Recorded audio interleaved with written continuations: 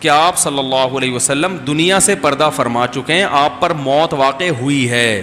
قرآن میں صاف ہے انک میت و انہم میتون, اے نبی آپ نے بھی مرنا ہے اور انہوں نے بھی مرنا ہے.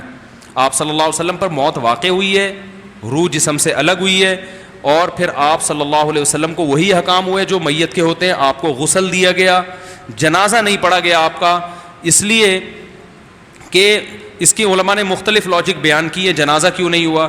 میرا ایک ذوق ہے, میرا خیال ہے کہ شاید اس لیے نہیں ہوا کہ جنازہ کیا ہوتا ہے دعائے مغفرت کے لیے, اور پیغمبر کے لیے مغفرت کی دعا نہیں ہوتی.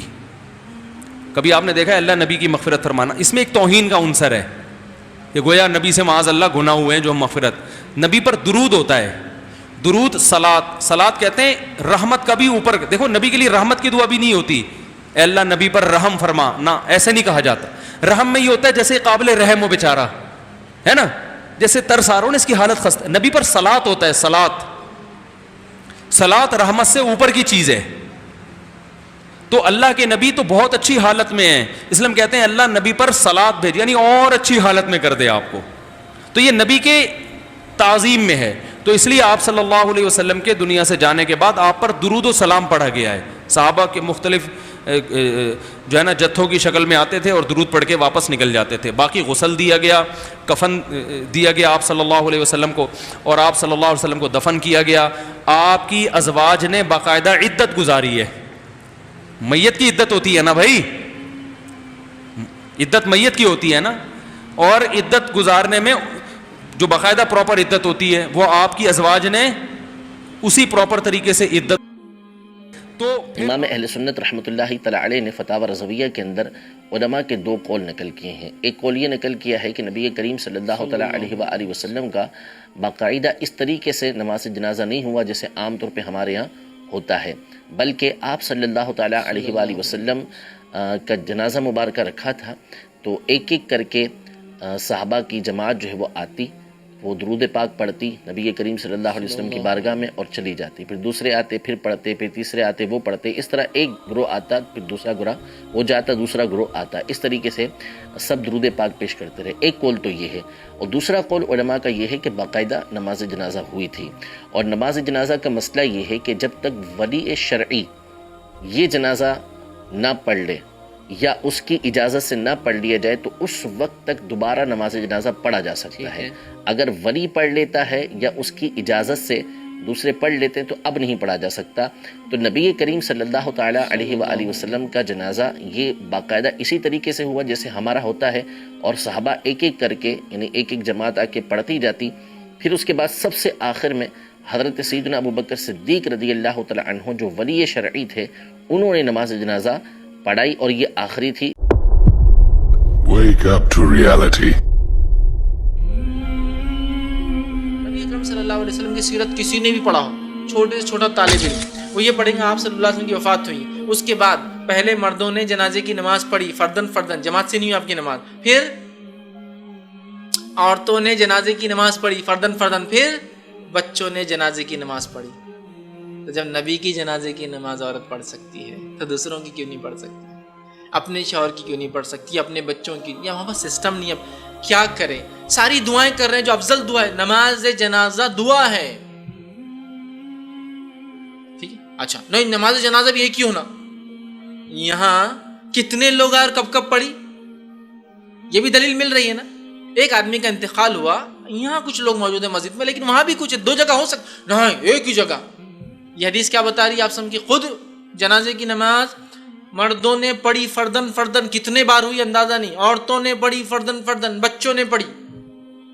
نبی اکرم صلی اللہ علیہ وسلم کے زمانے میں ایک عورت تھی جو روایت میں آتا کالی تھی انتہا, مطلب حبشی تھی, افریقن تھی, بہت کالی تھی, لیکن اس کی خصوصیت اجر یہ تھا, اس کے معاملات یہ تھی کہ روز آ کے مسجد نبوی کی جھاڑو دیا کرتی تھی صبح. ایک بار نبی اکرم صلی اللہ علیہ وسلم فجر میں آئے, مسجد نبوی کی جھاڑو نہیں ہوئی تھی, دھول مٹی گھان پتے پڑے ہوئے تھے. اللہ کے رسول صلی اللہ علیہ وسلم نے کہا کہ آج وہ عورت نہیں آئی وہ جو آیا کرتی تھی. سامنے کہا وہ کالی عورت جو آیا کرتی تھی صاف صفائی کے لیے, اس کا تو کل انتقال ہو گیا. تو کہہ رہے اس کا انتقال ہو گیا اور تم لوگوں نے مجھے کیوں نہیں بتایا؟ تو کہا اللہ کے رسول صلی اللہ علیہ وسلم آپ جا چکے تھے, آپ سو چکے تھے, ہم کو لگا رات میں ڈسٹرب کرنا اچھا نہیں ہے, ہم نے جنازے کی نماز پڑھی, دفنا دیا. آپ نے کہا مجھے لے کر چلو, اس کی خبر کہاں ہے؟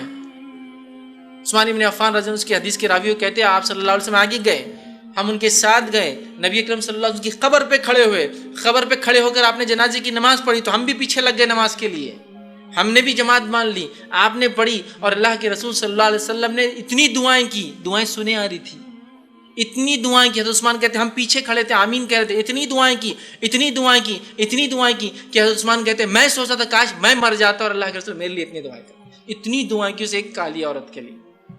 تو اس سے پتہ چلا کہ جنازے کی ایمان ایک سے زیادہ بار بھی ہو سکتی ہے اور خبر پر بھی ہو سکتی ہے. سمجھ لیجیے آپ سفر میں نکلیں, کسی کا انتقال ہوا, آپ پہنچ رہے, پہنچنے تک انتظار نہیں ہو سکا, تدفین ہو گئی, آپ اگر حال میں پہنچے, لیکن یہ میں یہ نہیں کہہ رہا ہوں کہ 6 مہینے اور سال بھر بعد آپ یہ کر سکتے ہیں, حال میں آپ پہنچے جس نیت سے آپ نکلے تھے تو آپ خبر پہ پڑھ سکتے ہیں. اب ہمارے پاس کوئی خبر پہ پڑھ لے تو اس کی خبر بنا دیں گے لوگ بازو, ہمارے مسلک سے ہٹ کر, ہمارے طریقے سے ہٹ کر, قبرستان کے رول سے ہٹ کر یہ معاملہ ہے. تو دیکھیے ایک جنازے کا تھا, کتنے سارے نئی نئی باتیں پتہ چلی. نبی پاک علیہ السلام کی جب وفات ہوئی تو آپ کا جنازہ کس نے پڑھایا, کون کون شریک تھا؟ سارے شریک تھے. یہ روافظ کا جھوٹ ہے کہ خلفائے راشدین شریک نہیں تھے. بھئی نبی علیہ السلام کی ڈیتھ ہوئی ہے منڈے کی صبح کو, منڈے پورا دن, منڈے کی رات یعنی منگل اور منڈے کی درمیانی رات, پھر منگل کا پورا دن اور منگل کی پوری رات, اور پھر بدھ والے دن نبی علیہ السلام کو دفن کیا گیا. لاکھوں لوگوں نے آپ کا جنازہ پڑھا ہے, پوری تفصیل موجود ہے سنن ابن ماجہ میں, اور امام نسائی کی جو کتاب ہے سنن نسائی الکبریٰ, جس کا چیپٹر خصائص علی بھی ہے, جس کا چیپٹر فضائل صحابہ بھی ہے, جس کا چیپٹر امر الیوم واللیلہ بھی ہے, جس کا چیپٹر فضائل قرآن بھی ہے, اسی کا ایک چیپٹر ہے وفات النبی. اس میں پوری تفصیل ہے, اور میں نے پورا 1.5-2 گھنٹے کا لیکچر ایک ایک حدیث کے نمبر بتا کے ریکارڈ کرایا تھا. مسئلہ 163 وفات النبی صلی اللہ علیہ وآلہ وسلم. صرف ایک فرق تھا کہ صحابہ نے آپ کو پروٹوکول دیا کہ آپ صلی اللہ علیہ وآلہ وسلم کے جنازے میں امام کوئی نہیں تھا. ٹولیوں کی شکل میں صحابہ آتے تھے, تکبیرات پڑھتے تھے, وہی سورہ فاتحہ, سورت, اس کے بعد دعا, پھر درود شریف پڑھ کے دوسری طرف سے نکل جاتے تھے. مردوں نے الگ سے جنازہ پڑھا ٹولیوں کی شکل میں, عورتوں نے الگ سے پڑھا, بچوں نے الگ سے پڑھا. تو جنازہ تو آلموسٹ 3 دن تک ہوتا رہا, سب نے پڑھا, لیکن امام کوئی نہیں تھا. یہ نبی علیہ السلام کو پروٹوکول دیا گیا. یہ جو پبلک میں مشہور ہے کہ جنازہ نہیں ہوا تھا, یہ بالکل جھوٹ ہے. اللہ کے بندوں, نبی علیہ السلام کو غسل دیا گیا, آپ کو کفن دیا گیا, آپ کی قبر مبارک ہے. ایک جنازے والا ایلیمنٹ کیوں مسنگ ہونا تھا؟ وہ کہتے ہیں دیکھیں جی نبی کو تو ہمارے دعا کرنے کی حاجت نہیں ہے. بالکل انہیں حاجت نہیں, لیکن ہمیں تو حاجت ہے نا. ہم جب درود شریف پڑھتے ہیں تو درود شریف کیا ہے؟ اللہ کے نبی کے لیے دعا, اے اللہ محمد پر رحمت بھیج صلی اللہ علیہ وسلم. اس کے بدلے 10 رحمتیں ہم پہ نازل ہوتی ہیں. مسلم شریف میں حدیث ہے اور سنن نسائی میں حدیث ہے, 10 رحمتیں بھی نازل ہوتی ہیں, 10 نیکیاں بھی ملتی ہیں, 10 درجات بھی بلند ہوتے ہیں, 10 گناہ بھی معاف ہوتے ہیں. اللہم صلی علی محمد وعلی آل محمد. ہمیں فائدہ ہو رہا ہے. بخاری مسلم میں حدیث ہے جو اذان کا جواب دے, مسلم میں تفصیل کے ساتھ ہے. اس کے بعد الوسیلہ والی دعا مانگے, مجھ پر درود شریف پڑھے تو میری شفاعت قیامت کے دن اس پہ حلال ہو جائے گی. تو نبی علیہ السلام کے لیے ہم دعا کرتے ہیں نا, اے اللہ نبی علیہ السلام کو مقام وسیلہ عطا فرما, جو کہ آپ کو پہلے ہی مل چکا ہوا ہے, لیکن اس دعا کرنے کی برکت سے ہمیں فائدہ ہوتا ہے. تو صحابہ کرام نے بھی آپ کا جنازہ پڑھا. خدا جس نے کی جستجو مل گیا اس کا تو سب کا تو